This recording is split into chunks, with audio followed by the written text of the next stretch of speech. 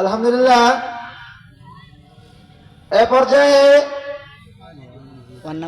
আপনাদের সামনে কোরআনুল কারীম থেকে আলোচনা নিয়ে আসবেন হাফেজ মোহাম্মদ মুক্তাদির রহমান সুদাইসি। হাফেজ মোহাম্মদ মুক্তাদির রহমান সুদাইসি। আসসালামু আলাইকুম ওয়া রাহমাতুল্লাহি ওয়া বারাকাতুহু। ইন্নাল হামদুলিল্লাহ ইন্নাল হামদালিল্লাহি নাহমাদুহু ওয়া নাস্তাঈনুহু ওয়া নাস্তাগফিরুহু ওয়া না'উযু বিল্লাহি মিন শুরুরি আনফুসিনা ومن سيئات أعمالنا من يهدي الله فلا مضل له ومن يضلله فلا هادي له ونشهد أن لا إله إلا الله وحده لا شريك له ونشهد أن سيدنا وسندنا وحبيبنا وحبيب قلوبنا ومولانا محمدا عبده ورسوله أما بعد فقد قال الله تعالى في كلامه المجيد وفي الفرقانه الحميد أعوذ بالله من الشيطان الرجيم بسم الله الرحمن الرحيم الله أكبر يا أيها الذين آمنوا اتقوا الله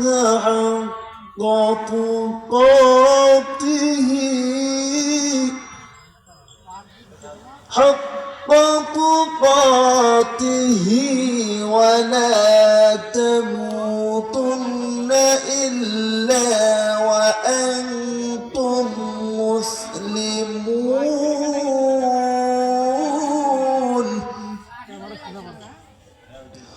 وقال تعالى أو كما قال عليه الصلاة والسلام إنما العلماء ورثة الأنبياء أو كما قال عليه الصلاة والسلام صدق الله العظيم.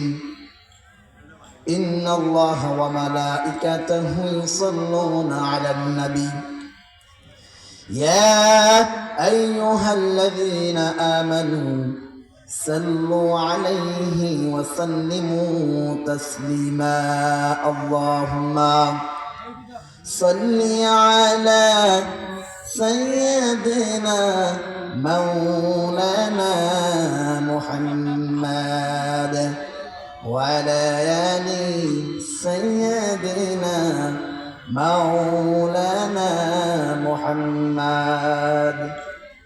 হে রাসূল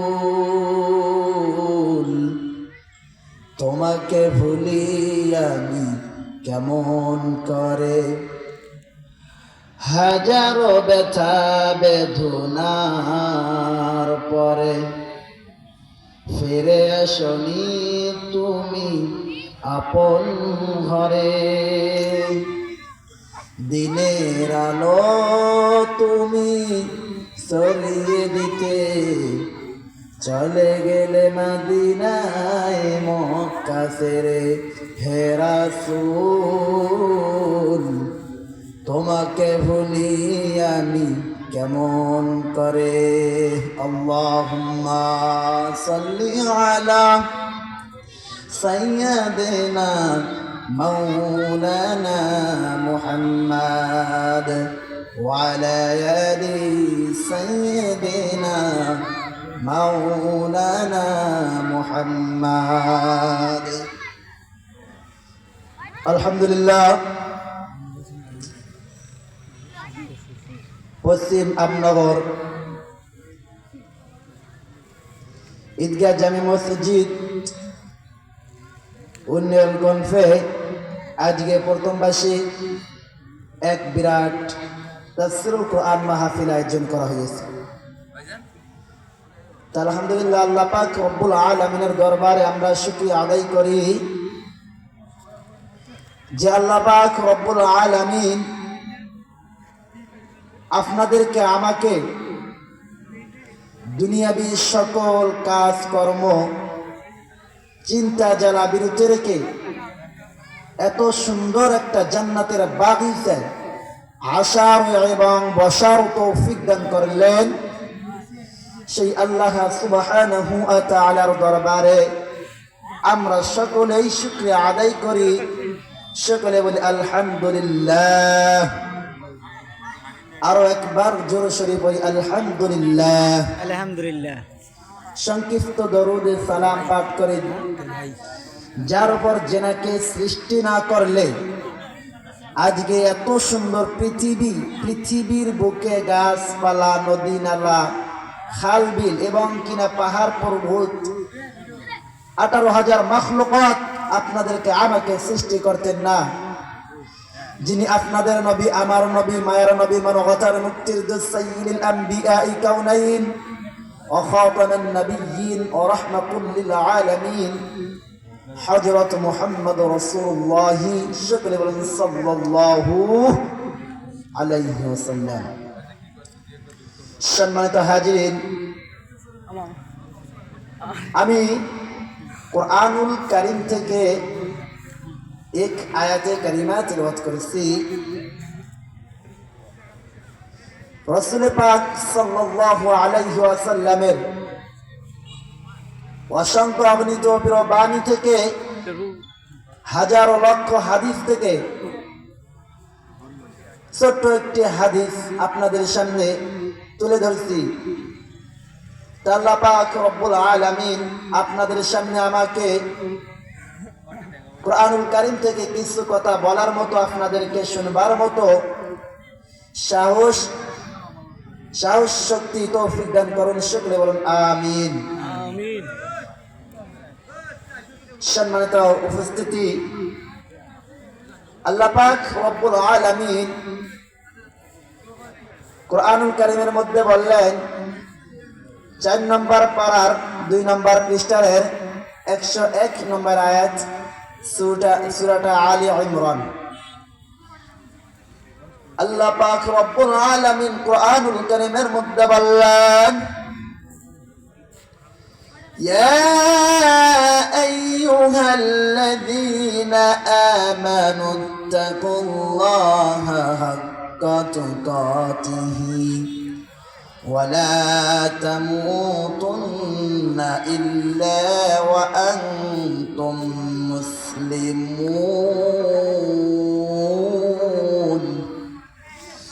ইয়া আইয়ুহাল্লাযীনা আমানু তাকুল্লাহা, হে আমার ঈমানদার বান্দারা, হে আমার বিশ্বাসী বান্দারা, তোমরা আমাকে ভয় করো, ভয় করার মতো ভয় করো। আল্লাহ পাক রব্বুল আলামিন শুধুমাত্র কেবলমাত্র ঈমানদারকে ডাক দিয়ে বললেন, নাকি দুনিয়াবী সকল মানুষদেরকে ডাক দিয়েছেন? যদি দুনিয়াবী সকল মানুষদেরকে ডাক দিতেন তাহলে জগতের মধ্যে আসতো ইয়া আইয়ুহান নাস। ইয়া আইয়ুহান নাস শব্দের অর্থ হলো হে দুনিয়াবী সকল মানুষগণ। কিন্তু আল্লাহ পাক রব্বুল আলামিন শুধুমাত্র কেবলমাত্র ঈমানদারদেরকে ডাক দিয়ে বললেন, হে ইমানদার বান্দারা, হে আমার বিশ্বাসী বান্দারা রে, তোমরা আমাকে ভয় করো, ভয় করার মতো ভয় করো। ওয়ালা তামুতুন্না ইল্লা ওয়া আনতুম মুসলিমুন, যতক্ষণ পর্যন্ত তোমরা মুত্তাকি হতে পারবা না, ঈমানদার হতে পারবা না, ততক্ষণ পর্যন্ত তোমরা মৃত্যুবরণ করিও না। আমরা কি পরিপূর্ণ ঈমানদার, পরিপূর্ণ মুত্তাকি হতে পেরেছি? পরিপূর্ণ ঈমানদার কাকে বলে? আমাদের হাতের মধ্যে 5টি আঙ্গুল আছে, 5টি আঙ্গুলের মধ্যে যদি একটি আঙ্গুল না থাকে, তাহলে আমরা কি পরিপূর্ণ মানুষ হতে পারলাম? না না। আমাদের শরীরের মধ্যে যদি একটা অঙ্গ প্রত্যঙ্গ না থাকে, গোটা শরীরটার মধ্যে, আমরা কি পরিপূর্ণ মানুষ হতে পারলাম? না না, পারলাম না। এই জন্য আল্লাহ পাক রব্বুল আলামিন আর এক আয়াতে কারিমার মধ্যে বললেন, ইয়া আইয়ুহাল্লাযীনা আমানু তুবু ইলাল্লাহি তাওবাতান নাসুহা। হে আমার বিশ্বাসী বান্দারা, হে আমার ইমানদারি বান্দারা রে, তোমরা তওবা করো, তওবার মতো তওবা করো, তোমরা তওবার মতো তওবা করো। আর এক আল্লাহকে রাখো, তোমরা যদি তওবার মতো তওবা করতে পারো, তোমরা তওবা করতে দেরি, আমি আল্লাহ পাক রব্বুল আলামিন তোমাদেরকে মাফ করে দিতে দেরি করব না। শুধুমাত্র মাফ করে দেব না, মাফ করে দিয়ে তোমাদেরকে আমি মাফ জান্নাত দান করে দেব। সুবহানাল্লাহ। আমরা আজকে যেখানে ওয়াজ শোনার পরে তওবা করলাম, আবার বাড়ি যাওয়ার পরে আমরা মানুষের সঙ্গে কাজিয়া ফান্না ফাসাদ করি, মানুষের জীবন গাই। আবার যদি আমরা ফজরের নামাজ পড়ি, নামাজ পড়ার পর যদি আমরা তওবা করি, আমাদের তওবা কি কবুল হবে?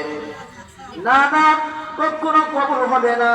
আমরা যদি মানুষদেরকে দাড়ি মোল্লায় ওজনে কম দেই, আবার আসরের নামাজ পড়ে যদি তওবা করি, তাহলে কি তওবা কবুল হবে? হবে না। আমরা যদি মিশরে থেকে লেনদেন করি, তাহাজ্জুদ নামাজ পড়ে আবার যদি তওবা করি, আমাদের তওবা কি কবুল হবে? না না। এই জন্য আমাদেরকে তওবার মতো তওবা করতে হবে, যে তওবা করলে আল্লাহ পাক রব্বুল আলামিন আমাদেরকে মাফ করে দিবেন। এই জন্য আল্লাহ পাক বললেন, হে আমার ঈমানদার বান্দারা, হে আমার বিশ্বাসী বান্দারা, তোমরা আমাকে ভয় করো, ভয় করার মতো ভয় করো। যতক্ষণ পর্যন্ত তোমরা মুমিন মুত্তাকি হতে পারবা না, ততক্ষণ পর্যন্ত তোমরা আমার কবরের মধ্যে আসিও না। বর্তমান আমাদের সমাজের মধ্যে আমরা এটাই মনে করি, আমাদের বয়স মাত্র 20-22 বছর হয়ে গেছে, 30 বছর হয়ে গেছে, এখনো আমার দাদা মারা যায় নাই, মা মারা যায় নাই, বাবা মারা যায় নাই, আমার বড় ভাই মারা যায় নাই। আগে আমার দাদা মারা যাবে, তারপরে বাবা যাবে, তারপর মা যাবে, বড় ভাই যাব, তারপর না হয় আমি মারা যাব। এই সমস্ত চিন্তা ধারণা যদি আমরা করে থাকি, এটা আমাদের জন্য কিন্তু ভুল। চারদিকে দেখেন, সন্তানের আগে বাবা মারা যাইতেছে, বাবার আগে স্ত্রী মারা যাইতেছে। আমরা আসার সিরিয়াল আছে, আমাদের কিন্তু যাওয়ার সিরিয়াল নাই। যখন আমরা রুহুর মধ্যে ছিলাম, আল্লাহ পাক রব্বুল আলামিন আমাদেরকে ডাক দিয়ে বলেছিলেন, তোমরা দুনিয়ার মধ্যে যে কার ইবাদত করবা? আমরা সকলেই এক বাক্যে ডাক দিয়ে বলেছিলাম, বলু বালা, আমরা দুনিয়ার মধ্যে যে একমাত্র তোমার ইবাদত করব, তোমার গোলামি করব। আমাদেরকে দুনিয়ার মধ্যে এত সুন্দর করে মায়ের গর্ভের মধ্যে পাঠাইলেন, 10 মাস 10 দিন গর্ভের মধ্যে দিলেন, 10 মাস 10 দিন খাওয়াইলেন কে আপনাদেরকে? আপনার বাবারা কি খাওয়াইছে? আপনার মায়ের পেটের মধ্যে যদি আপনার বাবারা কি খাওয়াইছে? পেটের মধ্যে খাওয়াইছেন কে? আল্লাহ পাক রব্বুল আলামিন কত সুন্দর করে মায়ের পেটের মধ্যে আপনাদেরকে সেটেল মেন্টেল করে দিয়েছেন এবং খাওয়াইছেন। আল্লাহ পাক রব্বুল আলামিন চাইলে তো আপনার মায়ের নাভির নারীর নাটা আপনার মুখের মধ্যে সেট করে দিতে পারতেন, কিন্তু দেন নাই। কারণ হলো আপনার মুখটা পবিত্র, যে মুখ দিয়ে আল্লাহ পাক রব্বুল আলামিনের জিকির করবেন, আল্লাহ পাক রব্বুল আলামিনকে ডাকবেন।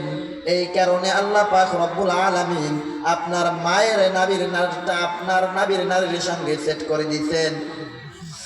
দেখেন ভাইরা আমার বন্ধুগণ, ফজরের সময় নামাজ পড়লাম না, আল্লাহ পাক রব্বুল আলামিন আমাদেরকে ডাকছেন, কিন্তু আমরা সাড়া দিলাম না। জোহরের সময় ডাকলো, সাড়া দিলাম না।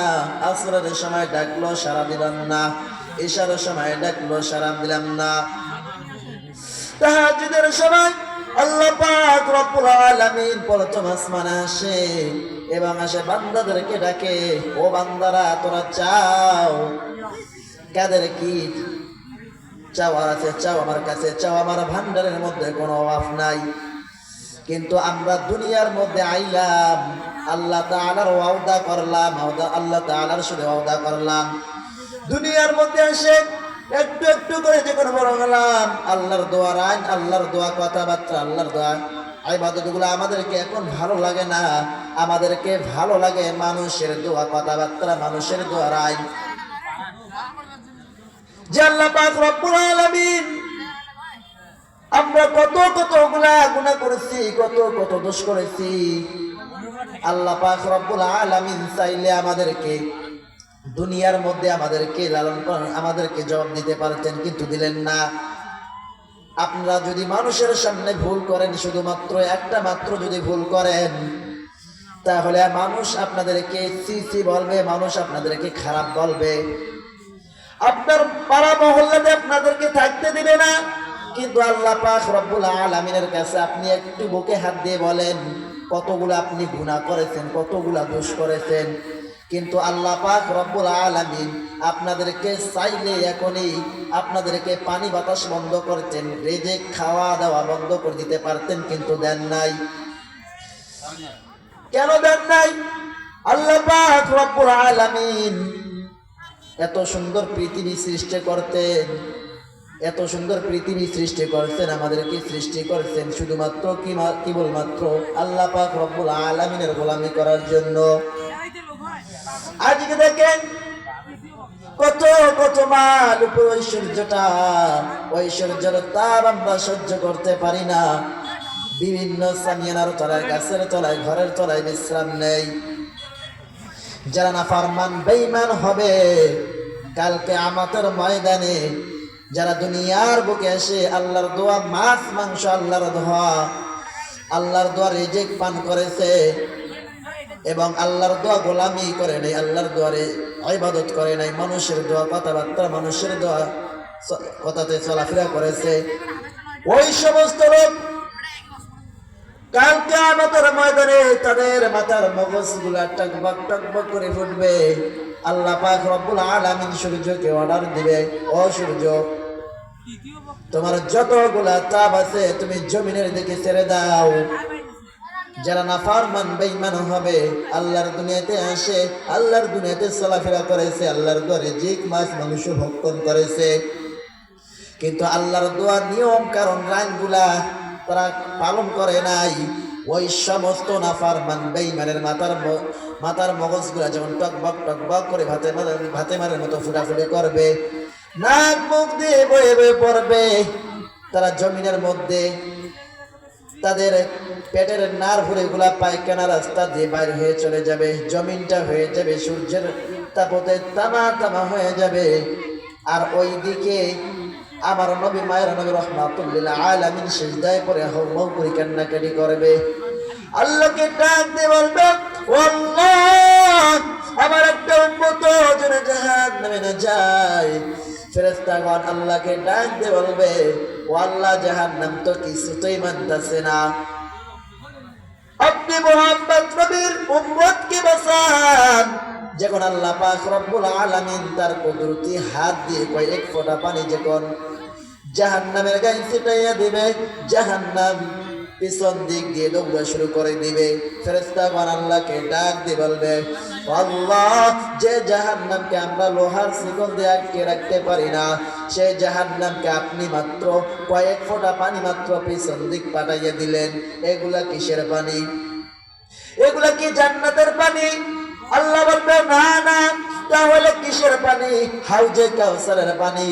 আল্লাহ বলবে তাও না, তাহলে এগুলা কিসের পানি? মনে হয় আবু হায়াতের পানি, এগুলা মনে হয় নদীর পানি। আল্লাহ বলবে ও ফেরেশতারা, তোরা শোনো, এগুলা জান্নাতের পানিও না, এগুলা আবু হায়াতের পানিও না, এগুলা হাউজে কাউসারের পানিও না, এগুলা কোনো দুনিয়াবি পানি না। এই পানি হলো যারা গুনাহগার বান্দা দুনিয়ার মধ্যে আমার ছিল, ওই সমস্ত গুনাহগার বান্দা গুনাহ করেছে এবং গুনাহ করার পর তওবা করেছে, তাহাজ্জুদ নামাজ পড়েছে, কান্নাকাটি করেছে, আমার কাছে মাফ চেয়েছে, ওই সমস্ত গুনাহগার বান্দাদের আমি চোখের পানিগুলা দু হাত দিয়ে রেখে দিয়েছি। তাহলে আমাদেরকে কি করতে হবে? এই জন্য আল্লাহ পাক রব্বুল আলামিন বললেন, ইয়া আইয়ুহাল্লাযীনা আমানু তুবু ইলাল্লাহি তাওবাতান নাসুহা। হে আমার বিশ্বাসী বান্দারা রে, তোমরা তওবা করো, তওবার মতো তওবা করো। যদি তোরা তওবার মতো তওবা করতে পারো, আমি আল্লাহ পাক রব্বুল আলামিন তোদেরকে মাফ করে দেব। মাফ করে দিয়ে জান্নাতের মধ্যে আমি তোমাকে উঁচু মাকাম জান্নাতটাই দান করে দেব। আমার ভাইরা, আমার বন্ধুগণ, আল্লাহ পাক রব্বুল আলামিন বললেন, ইন্নাল্লাযীনা আমানু ওয়া আমিলুস সালিহাতি আন্না লাহুম জান্নাতিন তাজরি মিন তাহতিহাল আনহার। আল্লাহ পাক রব্বুল আলামিন বললেন, ইন্নাল্লাযীনা আমানু, যারা সৎ কাজ করে এবং অসৎ কাজের নির্দেশনা দেয়, ওই সমস্ত বান্দাদেরকে আল্লাহ পাক রব্বুল আলামিন চিরস্থায়ী জান্নাত রেখে দিয়েছেন। আর আয়াতের কারিমার মধ্যে বললেন, ইন্নাল্লাযীনা কাফারু সাওয়াউন আলাইহিম আআনযারতাহুম আম লাম তুনযিরহুম লা ইউমিনুন। যারা নিশ্চয় কাফের হবে, তাদেরকে তোমরা ভয় দেখাও আর না দেখাও, জাহান্নামী কথা বলো আর না বলো, তারা কোনোদিন ঈমান আনবে না। কারণ আল্লাহ পাক রব্বুল আলামিন ওই সমস্ত লোকদের অন্তরের মধ্যে মোহর বান্ধি দিয়েছেন। মোহরটা কি? আমরা যদি একটা বোতলের মধ্যে প্যাঁচ লাগাইয়া দেই আর যদি উপরে পানি ঢালি, তাহলে বোতলের মধ্যে কি ঢুকবে? ঢুকবে না। এই সমস্ত লোকেদের মধ্যে আল্লাহ পাক রব্বুল আলামিন তাদের অন্তরের মধ্যে মোহর বান্ধি দিয়েছেন, কানের মধ্যে মোহর বান্ধি দিয়েছেন, চোখের মধ্যে মোহর বান্ধি দিয়েছেন। চোখ দিয়ে দেখার পরোয়া দেখার ভান করে, কান দিয়ে শোনার পরোয়া শোনার ভান করে। আল্লাহ পাক রব্বুল আলামিন ওই সমস্ত লোকদের জন্য ওয়ালাহুম আযাবুন আযীম, খুবই ভয়ঙ্কর আযাব হবে, আযাব দেওয়া হবে। ভাইরা আমার, বন্ধুগণ, আমরা দুনিয়ার মধ্যে বর্তমান লোভ লালসার মধ্যে পড়ে গেছি। আমরা মনে করছি এই দুনিয়াটাই সব আমাদের জন্য, এই দুনিয়াটাই আমাদের জন্য সব। কিন্তু না না, এই দুনিয়ায় আমরা এসেছি মাত্র পরীক্ষা দেওয়ার জন্য। আমরা 5 তলা ফ্ল্যাট বানাইছি, বাড়ি বানাইছি, গাড়ি করেছি, আমরা সকলেই মনে করতেছি এগুলা আমার। আপনি বলেছেন এগুলা আমার, এ বাড়ি গাড়ি আমার, এ সন্তান স্ত্রী সব আমার। কিন্তু আপনি এখনই মারা যে দেখেন না কেন, আপনার সন্তান বলবে এ বাড়ি গাড়ি আমার, এ সমস্ত কিছু আমার। আপনার সন্তান মৃত্যুবরণ করবে, তার সন্তান বলবে, এভাবে বলতে থাকবে, কিন্তু বরং সে বাড়ি গাড়ির সমস্ত কিছু পরে রবে। আপনি এখনই মারা যে দেখেন না কেন, আপনার 5 তলা বিল্ডিং থেকে আপনাকে নিচতলা টেনে নামানো হবে। নামার পর আপনাকে যত তাড়াতাড়ি দাফন কাফন করানো হবে। আপনার বিবি বাল বাচ্চারা বলবে তাড়াতাড়ি দাফন কাফন করায় দাও। 3 দিন পর কয়েকটা মৌলবি মুন্সিকে ডাকে ভাত খেলাবে। কয়েকদিন যাবে কান্নাকাটি শেষ। তাদেরকে যদি জিজ্ঞাসা করা হয়, ভাই তোমার বাবা মারা গেছে, যাও মসজিদের মধ্যে যাও, নামাজ পড়ো, তার জন্য দোয়া করো। কিন্তু তারা ওই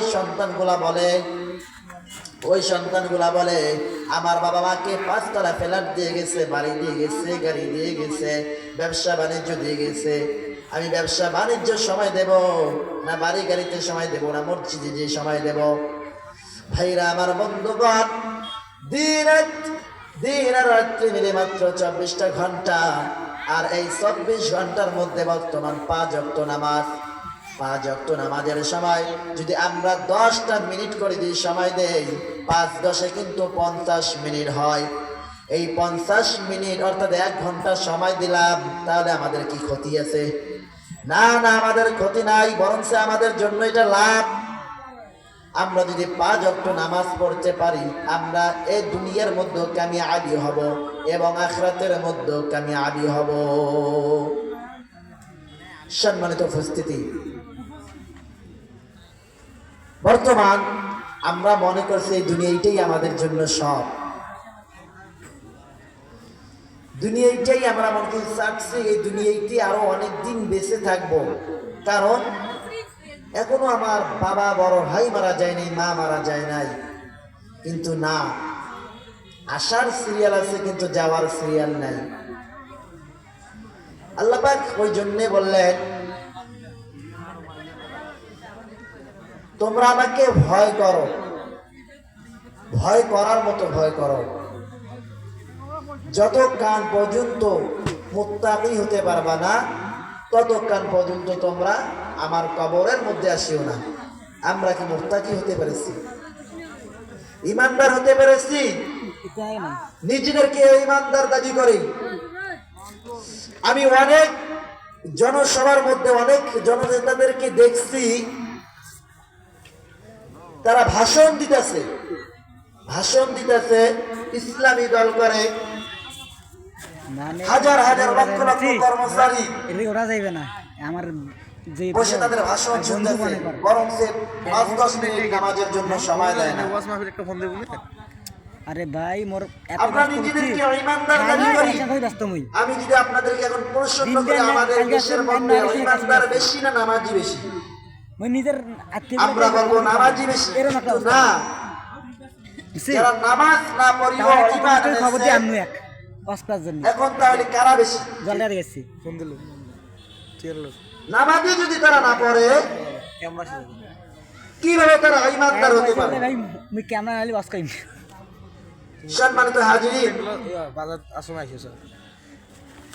আমরা 10টা মিনিট করে নামাজের সময় ব্যয় করব। আমরা 10টা মিনিট করে নামাজ পড়বো। ভাই, এটা আমাদের জন্য ভালো। আমি আপনাদের এই এলাকার সন্তান, আমি হেফজখানা শেষ করছি।